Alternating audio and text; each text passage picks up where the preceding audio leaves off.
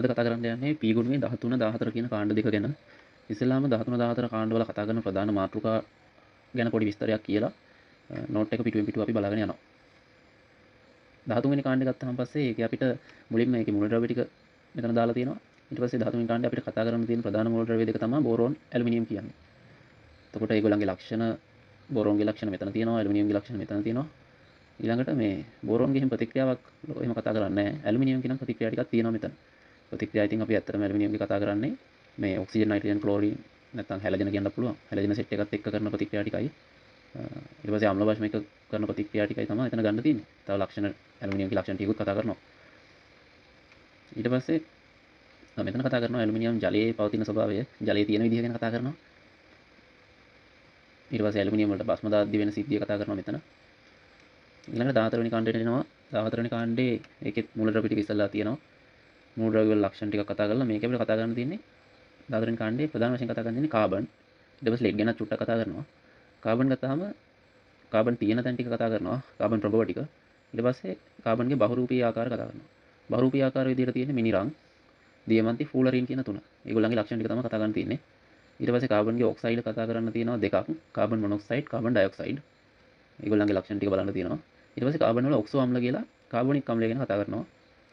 ඊට පස්සේ භස්මයකට CO2 බුබුලනය කරාම වෙන්නේ මොකද්ද කියලා බලනවා. අන්තිමට අපි ලෙඩ් ගැන පොඩ්ඩක් චූටි කතාවක් තියෙනවා ලෙඩ් ගැන. ඒ ටික බලනවා. ඔය ටික තමයි පාඩමේ තියෙන්නේ. හරි. එතකොට 13 වෙනි කාණ්ඩයට අපි ආවම පස්සේ 13 වෙනි කාණ්ඩයේ මූලද්‍රව්‍ය තමයි බෝතලේ ඇලි ගැලි ඉන්න තැලි කියලා බෝරෝන්, ඇලුමිනියම්, ගැලියම්, ඉන්දියම්, ටැලියම් ඉන්නවා. එතකොට බෝරෝන් කියන්නේ ලෝහාලෝහයක්, ඇලුමිනියම් කියන්නේ උභයගුණී ලෝහයක්, ගැලියම්, ඉන්දියම්, ටැලියම් කියන්නේ ලෝහ. හරිද? අපි දන්නවා කාණ්ඩයක පල්ලෙහාට යනකොට එයාගේ ලෝහ ගුණ වැඩි වෙනවා. එතකොට මේ බලා ගන්න පුළුවන් ලෝහාලෝහ, උභයගුණික ලෝහ මේක ආයි ඔරිජිනල්ම ලෝහ මේ තුන. එතකොට ලෝහ ගුණ වැඩි වෙලා. අපි මේ 13 වෙනි කාණ්ඩේ බැලුවම පස්සේ මේගොල්ලන්ගේ පොදු ඉලෙක්ට්‍රෝන වින්‍යාසය NH2np1. මේ හැමෝටම ධන 3 ඔක්සිකරණ අංකය පෙන්වන්න පුළුවන්. ඒත් එක්ක මේ අන්තිම තුන් දෙනාට පුළුවන් ධන 1 ඔක්සිකරණ අංකෙත් පෙන්වන්න. මේ බෝරෝන් ඇලුමිනියම් කියන අයට ධන 3 විතරමයි පුළුවන්, ධන 1 ඒගොල්ලන්ට පෙන්වන්න බෑ. හරිද? ඒකට 13 වෙනි කාණ්ඩේ සියල්ල ධන 3 ඔක්සිකරණ අංක පෙන්වයි ගියොත් හරි. අපි බෝරෝන් වලට ආවම පස්සේ බෝරෝන් කියන්නේ ලෝහාලෝහයක් කියලා කිව්වා. ඊට පස්සේ මේ බෝරෝන්ගේ පරමාණුකාරයේ චූටි හින්දා. ඒ කියන්නේ අපි දන්නවනේ කාණ්ඩයක උඩින්ම තියෙන එක්කනේ සාමාන්‍යයෙන් ආරේ පොඩිම. මෙයාගේ පරමාණුකාරයේ පොඩි හින්දා මෙයා 13 වෙනි කාණ්ඩයේ අනිත් සමාජිකින්ට වඩා ටිකක් වෙනස්. ඒක පෙන්වන එක අවස්ථාවක් තමයි මේ බෝරෝන් හදන ගොඩක් සංයෝග සහ සංයුජ වෙන එක. ඒත් එක්කම බෝරෝන්ට සිලිකන් එක්ක විකර්ණ සම්බන්ධතාවයක් තියෙනවා. අපි සිලබස් එකේ විකර්ණ සම්බන්ධතා තුනක් කතා කරනවානේ. Lithium, magnesium, beryllium, aluminium, boron, silicon. මේ ලිතියම්, මැග්නීසියම් එක S ගුණවලදී කතා කරා. බෙරිලියම්, ඇලුමිනියම් එකත් S ගුණවලදී කතා කරා. මේ බෝරෝන්, සිලිකන් එක තමයි අපිට අලුතෙන් හම්බෙන්නේ මෙතන. එතකොට බෝරෝන්ගේ ප්‍රතික්‍රියාවක් කිසිවක් අපිට මේ සිලබස් එකේ නැහැ. ඒත් එක්ක මෙයාට අනිත් අයට වඩා ද්‍රවාංක තාපාංක වැඩි. ඒකත් ඉතින් මේ පරමාණුකාරයේ හින්දා අනිත් සමාජිකින්ක වෙනස් වෙනවා කිව්වනේ. ඒකින්ද අනිත් අයට වඩා ද්‍රවාංක තාපාංක වැඩි කියලා ඒකෙන් මතක තියාගන්න. ප්‍රශ්න ටිකක් තියෙනවා බෝරෝන් ලෝහාලෝහයක් වන අතර ඇලුමිනියම් ලෝහයක් වේ. අපි කිව්වා බෝරෝන් ලෝහාලෝහයක්, ඇලුමිනියම් උභයගුණික ලෝහයක් කිව්වට ඉතින් ඒක ලෝහයක්නේ. ඒකින්ද ඒක හරි. බෝරෝන් සාධන බොහොමයක් සංයෝග අයනික වේ. වැරදි. එයා සහ සංයුතයි අනිත් අයට වඩා ඒ කාණ්ඩය අනිත් අයට වඩා වෙනස්නේ. ඒකින්ද ඒක වැරදි. බෝරෝන් සිලිකන් සමග විකර්ණ සමතාවය පෙන්වනවා. ඒක හරි. 13 වෙනි කාණ්ඩයේ හැමෝම ධන තුන පෙන්වනවා. ඒකත් හරි. 13 වෙනි කාණ්ඩයේ ඊළම ද්‍රවාංක තාපාංක පෙන්වන්නේ ඇලුමිනියම් නෙවෙයි බෝරෝන්. ඒක වැරදි ඒකට. ඇලුමිනියම් ගත්තාම බෙරිලියම් එක්ක විකර්ණ සම්බන්ධතාවයක් තියෙනවා. ඊට පස්සේ මේ ඇලුමිනියම් අම්ල භස්ම දෙකත් එක්කම ප්‍රතික්‍රියා කරනවා. ඒකින්ද උභයගුණික ලෝහයක් කියලා කියනවා. මේක සැහැල්ලුයි. ඒකනේ අපි දන්නේ ඔය මේ ප්ලේන් වලට එහෙම ගොඩක් ඇලුමිනියම් පාවිච්චි කරන්නේ හදන්න සැහැල්ලුවට තියෙන බෑ ප්ලේන් එහෙම. ඒකින්ද ඇලුමිනියම් සැහැල්ලුයි. මෙතන තියෙන මේ මගේ පොයින්ට් එක මේ ඇලුමිනියම් ලෝහයේ සැහැල්ලු හින්දායි විකාදනයට ලක් නොවීම, පහසුවෙන් විකාදනයට ලක් නොවීම හින්දායි වාහන හදන්න ඉදිකිරීම කටයුතු වලට පාවිච්චි කරනවා. ඇලුමිනියම් වල ප්‍රතික්‍රියා ගත්තාම ඔක්සිජන්, නයිට්‍රජන්, හැලජන යටතේ තමයි බලන්න තියෙන්නේ. ඒත් මේ ඇලුමිනියම් ගත්තාම S ගුණයේ ලෝහ වලට සාපේක්ෂව ප්‍රතික්‍රියාශීලීත්වය අඩු. පළවෙනි හද වෙනි ගන්න කියන්නේ S ගුණයේ කට්ටියනේ. හරි. ඇලුමිනියම් ඔක්සිජන් එක ප්‍රතික්‍රියා කරොත් ඇලුමිනියම් ඔක්සයිඩ් එනවා. නයිට්‍රජන් එක ප්‍රතික්‍රියා කරොත් නයිට්‍රයිඩ් එක එනවා. ක්ලෝරින් එක ප්‍රතික්‍රියා කරොත් ක්ලෝරයිඩ් එක එනවා. එතන මහ ලොකු අමුතු දෙයක් නැහැ. ඊට පස්සේ පෘථිවි කබලයේ තුන්වෙනියට සුලභම මූලද්‍රව්‍ය මේක කියලා කියනවා. පෘථිවි කබලයේ එක දෙක ගහලා ඉන්නේ පළවෙනි ඔක්සිජන්, දෙවෙනියා සිලිකන්. අපි දන්නවා වැලි වල තියෙන සිලිකන් ඔක්සයිඩ් නේ. SiO2 නේ. මේකේ මතක තියාගන්න. කොහමද ඇලුමිනියම් ඉන්නේ තුනට. තව මෙතන මේ විශේෂ පොයින්ට් එකක් තියෙනවා. ඇලුමිනියම් වාතයට නිරාවරණය වී පවතින පෘෂ්ඨය මත L2O3 ඇලුමිනියම් ඔක්සයිඩ් ස්තරයක් හැදෙනවා. මේ ස්තරය තවදුරටත් ඔක්සිජන් එක්ක ප්‍රතික්‍රියා කිරීමට ප්‍රතිරෝධයක් ඇති කරනවා. ඒතකොට මේ ඇලුමිනියම් ඔක්සයිඩ් තුනී පටලයක් කියලා කියන්නේ ඒක මල බැඳීම නවත්තන ස්වයං ආරක්ෂක පටලයක් විදිහට ක්‍රියාත්මක කරනවා. වාතය සමග ප්‍රතික්‍රියා කරන්නේ නැති මූලද්‍රව්‍යයක් විදිහට ඇලුමිනියම් හඳුන්වන්න පුළුවන්. මේකෙන් කියන්නේ අර ඇලුමිනියම් වාතයට නිරාවරණය කරාන් පස්සේ ඉස්සෙල්ලාම මේ ඇලුමිනියම් ඔක්සයිඩ් කියලා ස්වයං ආරක්ෂක පටලයක් හදනවා. ඉතින් ඊට පස්සේ ඒ ඇලුමිනියම් කුට්ටියක් හරි මොකක් හරි ඒක මේ පටලෙන් කවර් වෙලානේ තියෙන්නේ. ඒකින්ද ඒ ඇලුමිනියම් තවදුරටත් ප්‍රතික්‍රියා කරන එක නවතිනවා. හරිද? දැන් අපේ සිලබස් එකේ තියෙන විදිහට අපි මතක තියාගන්න ඕනේ ඇලුමිනියම් වාතය එක්ක ප්‍රතික්‍රියා නොකරන මූල ද්‍රව්‍යයක් විදිහට අපි මතක තියාගන්න ඕනේ. හැබැයි ඇලුමිනියම් ඔක්සිජන් එක්ක ප්‍රතික්‍රියා කරනවාද කියලා අහුවොත් ඒක හරි කියලා ගන්නවා. ඇලුමිනියම් ඔක්සිජන් එක්ක ප්‍රතික්‍රියා කරලා ඔක්සයිඩ් පටලයක් හදනවා කියලා මතක තියාගන්නකො. හරිද? ඒ ඔක්සයිඩ් පටලය හදන හින්දා තවදුරටත් වාතයත් එක්ක ප්‍රතික්‍රියා කරන්නේ නැහැ. එතන පොඩි නිකන් අමුතු කතාවක් වගේ පේනවා මේ එනවා. මොකද ඔක්සිජන් කියන්නේ වාතයේ කොටසක්මනේ කියලා. ඒක හිතන්න එපා. මතක තියාගන්න වාතය සමග ප්‍රතික්‍රියා කරන්නේ නැහැ. හැබැයි ඔක්සිජන් සමග ප්‍රතික්‍රියා කරනවා කියලා. ඊට පස්සේ අම්ල සමග ප්‍රතික්‍රියා බෂ්ම සමග ප්‍රතික්‍රියා කියලා තියෙනවා. අම්ල සමග ප්‍රතික්‍රියා ගත්තාම පස්සේ සාමාන්‍ය ලෝහයක් අම්ලයකට දැම්මම වෙන විදිහම තමයි ප්‍රතිඵල එන්නේ. ඇලුමිනියම් දන HCl ඇලුමිනියම්ගේ ලවණය හදලා හයිඩ්‍රජන් පිට කරනවා. ඇලුමිනියම් ක්ලෝරයිඩ් දන හයිඩ්‍රජන්. මේ ඊට පස්සේ ඇලුමිනියම්ගේ ඔක්සයිඩයට අම්ලය දැම්මොත් එහෙම ඒකෙත් අර උඩ හදපු ප්‍රතිඵලෙම හදනවා. මෙයාගේ වැඩි වෙන්නේ ඔක්සිජන්. දැන් අපි බලුවා මේ ඇලුමිනියම්ට වඩා ඇලුමිනියම් ඔක්සයිඩ්ට වැඩි නිකන් ඔක්සිජන් ටිකක්නේ වැඩි.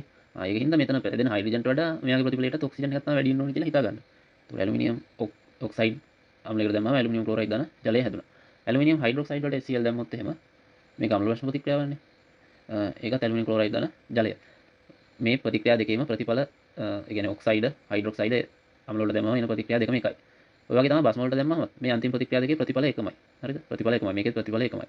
බෂ්ම වලට දැම්මම පස්සේ ලෝහයේ බෂ්මයට දැම්මොත් එහෙම හැදෙනවා සෝඩියම් ඇලුමිනේට් දන හයිඩ්‍රජන් කියලා.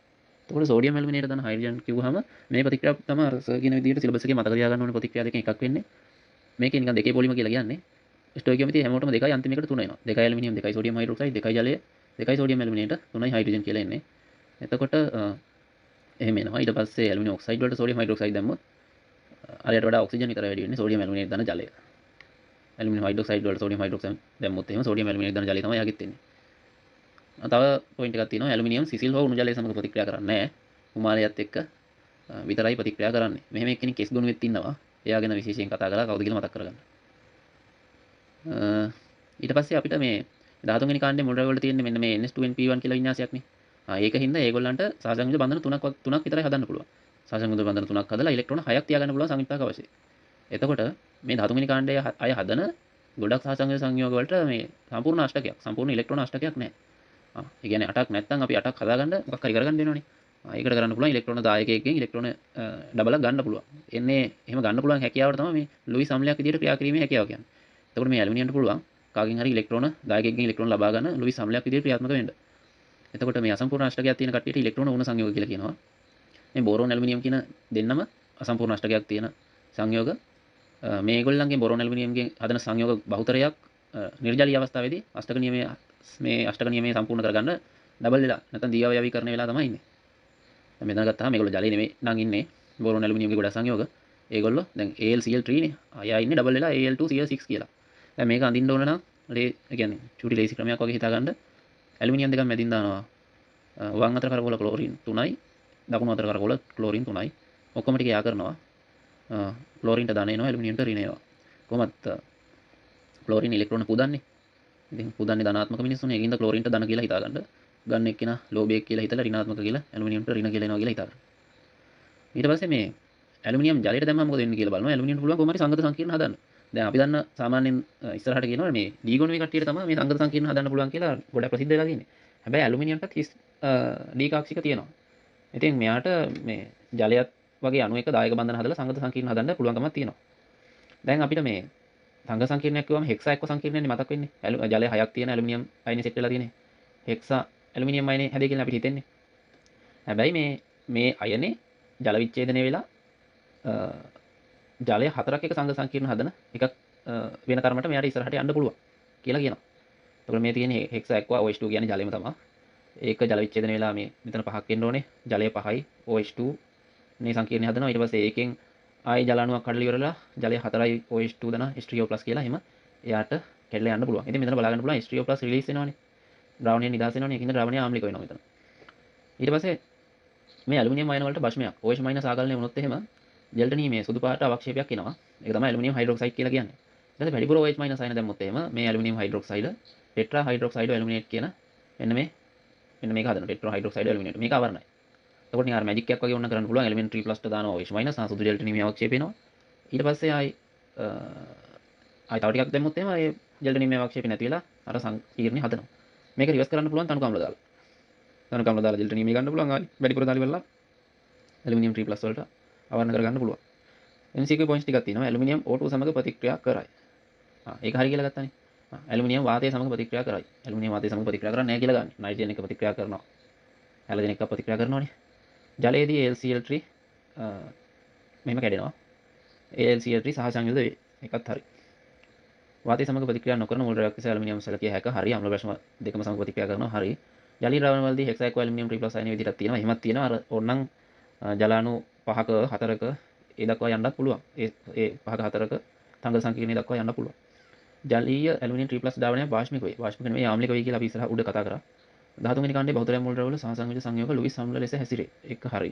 බෝරෝන් ඇලුමිනියම් සාධන අසම්පූර්ණ අශ්නක සහිත සංයෝග වායු අවස්ථාවේදී දී අවයවික සාධක. එතන කිව්වේ ඒ කියන්නේ ජලයේ දිය නොවිලා තියෙන අවස්ථාවලනේ වායු කියන්නේ ඉතින් ඒ වගේ ගන්න. ඒකට අනිවාර්යෙන් දී අවයවික සාධනවා. ඒක හරි. 14 වෙනි කාණ්ඩයට එනවා. 14 වෙනි කාණ්ඩයේ මුල් ද්‍රව්‍ය තියෙනවා කාසි ජෙමාටින ලෙනින් කියලා. Carbon silicon germanium tin lead. මේක අපිට බලා ගන්න පුළුවන් එකක් තමයි මේකේ මේ මොකද්ද අපිට බෝරෝන් කියන්නේ මොකද්ද බෝරෝන් කිව්වේ 13 වෙනි කාණ්ඩේ පළවෙනියට ඉඳියක් කෙනානේ. එයා කවුද? බෝරෝන් 13 වෙනි කාණ්ඩේ පළවෙනියට ඉඳියක් කෙනා ලෝහා ලෝහයක්. දැන් මෙතනට ගත්තාම පස්සේ පළවෙනි කෙනා තනිකර අලෝහයක් කියලා. 13 වෙනි කාණ්ඩේ අලෝහයක් ඉඳියේ නැහැ. මෙතන ඉන්නවා සුපුරුදු පරිදි ලෝහා ලෝහ ඉන්නවා. ඊට පස්සේ උභයගුණික ලෝහ මෙතන ඉන්නවා. අරකින් ඉඳියේ ඇලුමිනියම් තමයි උභයගුණික ලෝහයකට ඉඳියේ. ඒ කියන්නේ නිකන් අලුතෙන්ම එක්කෙනෙක් අලෝහ මෙහෙට වෙලා අලෝහ ඇවිල්ලා ඊට පස්සේ කලින් ඉන්දිය ලෝහා ලෝහ ඉන්නවා මෙතන බෝරෝන් වගේ. ඊට පස්සේ උභයගුණික ලෝහ ඉන්නවා ඇලුමිනියම් වගේ. මේකේ තනිකර ලෝහ නැහැ. ඒ කියන්නේ සුපිරි ඒ කියන්නේ ඔරිජිනල්ම ලෝහ නැහැ. උභයගුණික කියන්නේ අම්ල භස්ම සමග ප්‍රතික්‍රියා කරන ලෝහ. හරි. 13 වෙනි කාණ්ඩේ ලෝහ කියලා කටියකුත් ඉන්දියා. හරි. ඊට පස්සේ දැන් මේකේ ලක්ෂණ ටික කියනවා නම් සහසංයෝජ බන්ධන ජාල ව්‍යුහයක් තැනීම හින්දා 14 වෙනි කාණ්ඩේ පළමු මුල් ද්‍රව්‍ය තුනට ඉහළ ද්‍රවාංක තියෙනවා. කාබන් සිලිකන් ජර්මේනියම්ට සහසංයෝජ බන්ධන ජාල ව්‍යුහ හදන්න පුළුවන්. ඒක හින්දා ඒගොල්ලන්ට ඉහළ ද්‍රවාංක තියෙනවා. කාබන් ජීවයේ පදනම කියලා කියනවා. ඒක හින්දා කාබනික රසායනයේ නැත්නම් ඕගනික් කෙමිස්ට්‍රි වල වැදගත් මුල් ද්‍රව්‍ය තමයි මේ කාබන් කියලා ගන්න. ඊට පස්සේ සිලිකන් ජර්මේනියම් අර්ධසන්නායක කම්මාන්තයේදී ප්‍රධාන වශයෙන් පාවිච්චි කරනවා. මේ දෙන්නම. අර මාත්‍රණය කරනවා කියලා එක එකව කරන්නේ. ඒකට පාවිච්චි කරනවා. ඒත් එක්කම අකාබනික බහුඅවයවික කර්මාන්තයේදී සිලිකන් විශාල වශයෙන් පාවිච්චි කරනවා. ඉනෝගනික් පොලිමර්ස් නැත්නම් ඉනෝගනික් බහුඅවයවික හදන්න සිලිකන් පාවිච්චි කරනවා. ඊට පස්සේ කාබන් ගත්තාම පස්සේ කාබන් අපිට ස්වභාවිකව හම්බ වෙනවා ගල් අඟුරු වලින්, බොර තෙල් වලින්. ඊට පස්සේ මේ තුන තියෙනවා කැල්සයිඩ්, මැග්නසයිඩ්, ඩොලොමයිට් කියලා. කැල්සයිඩ් කියන්නේ කැල්සියම් කාබනේට්, මැග්නසයිඩ් කියන්නේ මැග්නීසියම් කාබනේට්, ඩොලොමයිට් කියන්නේ මේ දෙකේම කලවම. Calcium carbonate dot magnesium carbonate. ඊට පස්සේ වායුගෝලීය CO2 වලින් හිතා ගන්න එච්චර අමාරුවක් නැහැ නේ. ඔය සෙට් එක තමයි තියෙන්නේ. කාබන් වල බහුරූපී ආකාර තියෙනවා තුනක් මිනිරන්, දියමන්ති, ෆ්ලූරින් කියලා. මිනිරන් ගත්තාම කාබන් වල ස්ථායීම ෂේප් එක තමයි මිනිරන් කියලා කියන්නේ. හැම කාබන් පරමාණුවක්ම තවත් තුන් දෙනෙක් එක්ක සම්බන්ධ වෙලා තියෙනවා. ඒක හින්දා තලිය ත්‍රිකෝණාකාර ව්‍යුහයක් තියෙනවා කියලා හිතා ගන්න පුළුවන්. කාබන් පරමාණු ඔක්කොම sp2 මුහුම් කරන එක ලක් වෙලා තියෙනවා. ඒකින්ද තලිය ව්‍යුහයක්. sp2 කියන්නේ තලිය ත්‍රිකෝණාකාර ව්‍යුහයක් කියලා හිතා ගන්න පුළුවන් එතන. ඒකින්ද කොහොමද තලිය ව්‍යුහයක්. එම නිසා හැම පරමාණුවකම ව්‍යුග්ම ඉලෙක්ට්‍රෝනයක් බැගින් නැත. එම පයි ඉලෙක්ට්‍රෝන විස්ථානගතව තියෙනවා. මේ p කක්ෂිකේ ව්‍යුග්ම ඉලෙක්ට්‍රෝනයක් තියෙනවා. ඒ ඉලෙක්ට්‍රෝන විස්ථානගත වෙලා තියෙනවා කියලා කියනවා. මේ තියෙන විස්ථානගත පයි කක්ෂික මේ රූපකින් පෙන්වලා තියෙනවා. මේ විස්ථානගත වෙලා තියෙන පයි ඉලෙක්ට්‍රෝන හින්දා විද්‍යුතය මෙන්ම තාපයද සංනයනය කරන්න පුළුවන්. අට්ටි ගැසුණු ද්විමාන කාබන් ස්තර වලින් සමන්විත වේ. අට්ටි ගැසුණු කියන්නේ දැන් මේක එකමතයක වැටිච්ච ද්විමාන කාබන් ස්තර වලින් සමන්විත වෙනවා කියලා කියනවා. ස්තර අතර පවතින දුර්වල අන්තර්ක්‍රියා ස්තර අතර පවතින අන්තර්ක්‍රියා දුර්වල හින්දා ලිසි ගුණ දක්වයි. දැන් අපි මේ ස්තර එකමතයකනේ තැබිලා තියෙන්නේ. ඉතින් ඒ එකමතයක බැඳිලා තියෙන්නේ දුර්වල අන්තර්ක්‍රියා හින්දා. දැන් අපි පැන්සලක් ගත්තාම ලියවෙන්නේ ඒක එක ලේයර්ස් ගැලවිලා යන හින්දා. ඒ දුර්වල අන්තර්ක්‍රියා වලින් බැඳිලා තියෙනවා. ඒ දුර්වල අන්තර්ක්‍රියා කැඩිලා තමයි මේ පැන්සලේ මිනිරන් ලේයර් එකක් පොතේ රැඳෙන්නේ. ඊට පස්සේ අපි දියමන්ති වලට ගත්තාම දියමන්ති වලට ආවම පස්සේ ඒක දෘඩ ත්‍රිමාන ව්‍යුහයක් කියලා කියනවා. කාබන් පරමාණු හතරක් සමග සම්බන්ධ වෙ චතුස්තලීය ව්‍යුහයක් තියෙනවා කියලා හිතා ගන්න පුළුවන්. ඒ කියන්නේ sp3 මුහුම් කරණයක් කියලා තේරෙනවනේ. විද්‍යුත්ව තාප සමන්වයකයක් මෙයා පෙන්වන්නේ නැහැ. මොකද අර මිනරන් වගේ ෆයි විස්ථානගත වෙච්ච ෆයි ඉලෙක්ට්‍රෝන තිබෙන්නේ නැහනේ. ෆ්ලූරින් ගත්තාම කාබන් පරමාණු ගෝලාකාරව එකිනෙක සම්බන්ධ වෙලා තමයි හැදෙන්නේ. මේක ළඟදී තමයි හොයාගෙන තියෙන්නේ. ගොඩක්ම ප්‍රසිද්ධ ආකාරය තමයි ෆ්ලූරින් කාබන් 60ක් තියෙන ෆ්ලූරින් එක. ඒකට කියනවා බක් මිනිස්ටර් ෆ්ලූරින් නැත්නම් බකී බෝල් කියලා කියනවා. ට්‍රූ ෆෝල්ස් සෙට් එකක් තියෙනවා. දියමන්ති හා මිනරන් වල කාබන් වටා හැඩය චතුස්තලීය වේ. වැරදිනේ. දියමන්ති වල නම් චතුස්තලීය තමයි, මිනරන් වල තලිය ත්‍රිකෝණාකාර. කාබන් පරමාණු ගෝලාකාරව සම්බන්ධ වෙයි බකී බෝල බහුරූපී ආකාර සැදී එක හරි මිනරන් වල ලිසි ගුණයට හේතුව කාබන් ස්තර අතර දුර්වල අන්තර්ක්‍රියා බලවේග එකත් හරි. දියමන්ති වල ස්ථානගතව පයි ඉලෙක්ට්‍රෝන වල පවතී නෑ. වැරදි. මිනරන් වල තමයිම තියෙන්නේ. කාබන් වල ස්ථානික බහුරූපී ආකාර මිනරන් එකත් හරි. කාබන් වල ඔක්සයිඩ් ගත්තාම කාබන් මොනොක්සයිඩ් ඉන්නවා, කාබන් ඩයොක්සයිඩ් ඉන්නවා. කාබන් මොනොක්සයිඩ් ගත්තාම අපි සයිලන්ට් කියලා කියන්නේ. ඔය සමහර මිනිස්සු සූසයිඩ් කරගන්න වාහනේ දුම්බටේට ගහලා ඉවරලා ඒ දුම වාහනේ ඇතුළට ගහලා ඉවරලා එහෙම මැරෙන්න දඟලනවනේ කට්ටිය. ඒ දුම්බටෙන් එන කාබන් මොනොක්සයිඩ් එක තමයි එහෙම වෙන්නේ, මැරෙන්නේ කට්ටිය. ඉතින් ඇත්තටම කාබන් මොනොක්සයිඩ් තරහකාරී ගෙදරකට ගහුවා කිසි ප්‍රශ්නයක් වෙන්නේ නැහැ. මොකද මිනිහට දැනෙන්නේ නැහැ මේ මොකක්වත් ගෑස් එකක් ගෙට ගහලා කියලා. දැන් අපි සාමාන්‍යයෙන් ගෙදර ගෑස් ලීක් එකක් වුණොත් එහෙම ගඳක් එනවනේ. ගෑස් ලීක් එකක් කියලා. එහෙම තේරෙන්නේ නැහැ. මොකද මේ කාබන් මොනොක්සයිඩ් කිව්වම ගඳක් නැහැ. ගඳකින් තොරයි. තේරෙන්නේ නැහැ. අවර්ණයි පාටකුත් නැහැ නේ. ඉතින් හිතා ගන්න බෑ. හිතා විෂ වායුවක්. මේ ෆයිල් එක මරා ගන්න පුළුවන් ගේම එහෙම තරහකාරයෙක් ඉන්නවනම් තේරෙන්නේ නැතුවම ගේමක් දෙන්න පුළුවන්. හිතා විෂයි පේන්නෙත් නැහැ. ගඳක් දැනෙන්නෙත් නැහැ. උදාසීනයි. උදාසීනයි යා ප්‍රතික්‍රියා කරන්නේ නැහැ අම්ල භාෂ්ම එක්ක. ලුයිස් ව්‍යුහය තමයි මේක. ඉරි 3යි කාබන්ට රින ඔක්සිජන්ට දාන 32යි. යකඩ නිෂ්පාදනයේදී කාබන් මොනොක්සයිඩ් ඔක්සිහාරකයක් හරිද කාරකයක් විදිහට නෙවෙයි ඔක්සිහාරකයක් විදිහට සුළුව පාවිච්චි වෙනවා. කාබන් පරමාණුව මත එකසර ඉලෙක්ට්‍රෝන යොගලා තියෙන හින්දා මේ බොහෝ උත්පෝරක ප්‍රතික්‍රියාවල ලිගණයක් විදිහට මේ කාබන් මොනොක්සයිඩ් ලොකු සපෝට් එකක් දෙනවා. ලිගණයක් විදිහට වැඩ කරන්න කාබන් මොනොක්සයිඩ්ට පුළුවන්. කාබන් ඩයොක්සයිඩ් ගත්තාන් පස්සේ එයා කාබන් මොනොක්සයිඩ් වගේ ලක්ෂණයකට තියෙන්නේ මේ අවර්ණ එක තමයි. අනිත් ඔක්කොම වෙනස්. අවර්ණයි දුබල ආම්ලිකයි. මෙයා මේ දැන් කාබන් මොනොක්සයිඩ් ගත්තාම එයා උදාසීනයි කියලා කිව්වේ මෙයා දුබල ආම්ලිකයි. ජලයේ දිය වෙලා කාබොනික් අම්ලය නිපදවනවා. ජලයේ දිය වෙලා කාබොනික් අම්ලය නිපදවනවා මේ CO2 දන ජලයේ කාබොනික් අම්ලය. ලුයිස් ව්‍යුහය මේ තියෙන්නේ. ඊට පස්සේ මේ ලන්ඩන් බල හින්දා පහළ උෂ්ණත්ව වලදී නැත්නම් අධික පීඩන වෙන්නත් පුළුවන්. ඒ අවස්ථා දෙකේදීම කාබන් ඩයොක්සයිඩ් ඝනීභවනය වෙනවා. ඊට පස්සේ ආයි පීඩනය වැඩි කරලා හරි උෂ්ණත්වය වැඩි කරලා හරි එහෙම කරාන් පස්සේ මේ කාබන් ඩයොක්සයිඩ් ඝන වෙලා තියෙන එක කෙලින්ම වායුව වෙනවා. ඒ කියන්නේ ඌර්ධ්වපාතනය වෙනවා. ඒ කියන්නේ ද්‍රව අවස්ථාව පන්නලා කෙලින්ම ඝනින වායුවට මාරු වෙනවා. අන්න එහෙම සින්නයක් වෙනවා. ඊට පස්සේ ආහාර කර්මාන්තයේදී මේක හිමානකාරකයක් විදිහට පාවිච්චි කරනවා. කෘත්‍රිම වැසිය ඇති කරන්නත් මේගොල්ලෝ පාවිච්චි කරනවා. කාබන් වල ඔක්සෝ අම්ල ගත්තාන් පස්සේ කාබොනික් අම්ලය තමයි කතා කරන්න තියෙන්නේ. CO2 වායුව වතුර දිය කරාන් පස්සේ කාබොනික් අම්ලය හදා ගන්න පුළුවන්. මේ තියෙන්නේ CO2 ජලයට දැම්ම කාබොනික් හැදුනා. කාබොනික් ජල විච්ඡේදනය වෙන හැටි මෙතන කතා කරනවා. කාබොනික් ධන ජලය, බයිකාබොනේට් ධන H3O+, බයිකාබොනේට් ධන ජලය, කාබොනේට් ධන H3O+ තියෙනවා. මේ තියෙන්නේ කාබොනික් අම්ලයේ ව්‍යුහය සූත්‍රය. ඊට පස්සේ භස්මයකට CO2 දැම්මම මොකද වෙන්නේ කියලා බලනවා. දැන් අපි කතා කරන්නේ මේ CO2 කියන්නේ දුබල ආම්ලික වායුවක් කියලා. දුබල ආම්ලිකයි කියවනේ. කාබන් මොනොක්සයිඩ් නම් උදාසීනයි. හැබැයි CO2 දුබල ආම්ලිකයි. දැන් මෙයාට දුබල ආම්ලික හින්දා භස්මත් එක්ක ප්‍රතික්‍රියා කරන්න පුළුවන් නේ. අම්ල භස්ම කොහොමද ප්‍රතික්‍රියා කරනවනේ. එතකොට මෙයා භස්ම එක්ක ප්‍රතික්‍රියා කරලා මේ යාගේ ආම්ලික ලක්ෂණ පෙන්눔 කරනවා. එතකොට එක දෙක කාණ්ඩවල කාබනේට CO2 හැමුවේ හයිඩ්‍රජන් කාබනේට හදනවා. ඒ කියන්නේ මෙයා භස්මයක් එක්ක ප්‍රතික්‍රියා කරලා කාබනේට හදනවා. එක දෙක කාණ්ඩවල කාබනේට තියෙනවා නම් ඒගොල්ලෝ තව වැඩිපුර CO2 එක ප්‍රතික්‍රියා කරලා බයිකාබනේට දක්වත් යන්න පුළුවන්. ඒක තමයි කියන්නේ. එතකොට මේ හුණු දියර පරීක්ෂාව තියෙනවා මේක පාවිච්චි කරගෙන කරන කැල්සියම් හයිඩ්‍රොක්සයිඩ් වලට CO2 දානවා. එතකොට අපිට හිතා ගන්න පුළුවන් කැල්සියම් කාබනේට් අවක්ෂේපයක් එනවා. ඒකට CO2 වැඩිපුර දැම්මොත් එහෙම කැල්සියම් බයිකාබනේට් හැදෙනවා. ඒක අවර්ණ වෙනවා. මේක අවර්ණයි මේක සුදු අවක්ෂේපයක් ආයි අවර්ණ වුණා. ඊට පස්සේ අපි ලෙඩ් වලට එනවා. ලෙඩ් වල හේලයිඩ් අවක්ෂේප වෙනවා. ඒ කියන්නේ ලෙඩ් වල හේලයිඩ් තියෙන්නේ අවක්ෂේප විදිහට. ඒකට උණු වතුර දැම්මම උණු ජලය දැම්මම ඒක දිය වෙනවා. ඊට පස්සේ අපි ඒක ආයි හීතල කරන් ඉද්දි සිසිල් කරනකොට ඒ දිය වෙච්ච එක අවක්ෂේප වෙන්න ගන්නවා. දැන් අපි ලෙඩ් ක්ලෝරයිඩ් අවක්ෂේපේ ගත්තාන් පස්සේ සුදු පාටට තියෙන්නේ. ලෙඩ් බ්‍රෝමයිඩ් අවක්ෂේපේ ඒක සුදු. ලෙඩ් අයඩයිඩ් තද නැත්නම් රන්වන් කහ කියලා කියන්න පුළුවන්. තද රන්වන් කහ. නැත්නම් තද කහ. එතකොට ලෙඩ් ක්ලෝරයිඩ් වල මේක කියලාම්කෝ ලෙඩ් ක්ලෝරයිඩ් වල අවක්ෂේපේ HCl වල දිය වෙනවා මේ තියෙන විදිහට. ලෙඩ් ක්ලෝරයිඩ් ධන HCl ටෙට්‍රා ක්ලෝරයිඩ් සංකීර්ණය හදනවා. අවර්ණයි IH+ ධන H+. ඊට පස්සේ මෙතන මේ සීන් එක කතා කරාන් පස්සේ අර උණු ජලයේ දිය වෙලා අවක්ෂේප වෙන එක. ඉස්සෙල්ලාම රත් කරනවා. රත් කරද්දී දිය වෙලා අවර්ණ වෙනවා. ආයි සිසිල් කරද්දී ආයි ඒ කලින් තිබ්බ පාටින්ම අවක්ෂේපය හැදෙනවා. හැබැයි ඒ අවක්ෂේපය හැදෙන්නේ ඉදිකටු තුඩු වගේ අවක්ෂේප විදිහට. ඊට පස්සේ අපි එනවා මේ ට්‍රූ ෆෝස් ටිකක් තියෙනවා. ඒක බලමු සහසංයෝජ බන්ධන ජාල ව්‍යුහයක් තනන හින්දා 14 වෙනි කාණ්ඩේ පළමු ද්‍රවයට ඉහළ ද්‍රවාංක තියෙනවා. ඒක කතා කරා. කාබන් සිලිකන් ජර්මේනියම්ට ඉහළ ද්‍රවාංක තාපාංක තියෙනවා. මේ අර සහසංයෝජ බන්ධන ජාල ව්‍යුහය හින්දා. සිලිකන් ලෝහයක් වන නමුත් ජර්මේනියම් ලෝහා ලෝහයකි. සිලිකන් ලෝහයක් වන නමුත් ජර්මේනියම් ලෝහා ලෝහයකි. ඒක වැරදි. සිලිකන් ජර්මේනියම් අර්ධ සන්නායක නිපදවීමේදී භාවිතා වේ. ඒක හරි. සිලිකන් තව මොනවද භාවිතා වෙන්නේ? ආකාබනික බහුවවයේ කර්මාන්තයේදී සිලිකන් භාවිතා. ඒකත් හරි. මිනරන් දියමන්ති වල සමස්ථානික ආකාර දෙකක් වේ. ඒක වැරදි. සමස්ථානික කියන්නේ එකම පරමාණු ක්‍රමාංක වෙනත් ස්කන්ධ ක්‍රමාංක තියෙනවා. මිනිරන් දියමන්ති කියන්නේ කාබන්ගේ බහුරූපී ආකාරනේ. ඒක සමස්ථානික නෙමෙයි. ඒක වැරදි. දියමන්ති මෙන්න මිනිරන්ද තලීය ස්පටික ව්‍යුහදරයි. දියමන්ති මෙන්න මිනිරන්ද තලීය ස්පටික ව්‍යුහදරයි. ඒක වැරදි. මිනිරන් වල කාබන් කාබන් බන්ධනයක දිග දියමන්ති වල කාබන් කාබන් බන්ධනයක දිගට වඩා අඩුය. ඒක හරි. මිනිරන් වල sp2 දියමන්ති වල sp3 ඒකට sp2 පොඩි. ඒක හරි. sorry. ඔව් sp2 කියන්නේ මිනිරන් වල දිග අඩුයි. හරි ඒක හරි. මිනිරන් හොඳ විද්‍යුත් සන්නායකයක් මෙන්ම ලිහිසි ද්‍රව්‍යයක් වේ. ඒක කතා කරා හරි. CO අවර්ණ ගන්ධයකින් තොර උදාසීන විෂ වායුවකි. තරහකාරී මරන්න ඕන ඕනම ක්වොලිටිස් තුනක් තියෙනවා මෙතන. CO ඇඳියගේ සම්ප්‍රයුක්ත ව්‍යුහ දෙකකි එක වැරදි ඉතින් ඒක බන්ධන පාඩමින් දැනගන්න ඕනේ. කාබන් මත එකසර පැවතීම හේතුවෙන් සංකල්ප සංකීර්ණවලදී ලිගන ලෙස හැසිරීමට හැකියාව ඇත ඒක හරි. කෘත්‍රිම වශයෙන් ඇති කිරීමට ආහාර කර්මාන්ත හිමානකාරයක් ලෙස භාවිතාවේ හරි. කාබනික් දුබල අම්ලයකි හරි. CO දුබල ආම්ලික වායුවකි හරි. සෝඩියම් හයිඩ්‍රොක්සයිඩ් ද්‍රාවණයකට වායු ගෝලීය CO2 අවක්ෂේප කිරීමේ හැකියාවක් ඇත ඒකත් හරි. එහෙනම් 13 14 කාණ්ඩය එච්චරයි. හරි thank you වෙනවා.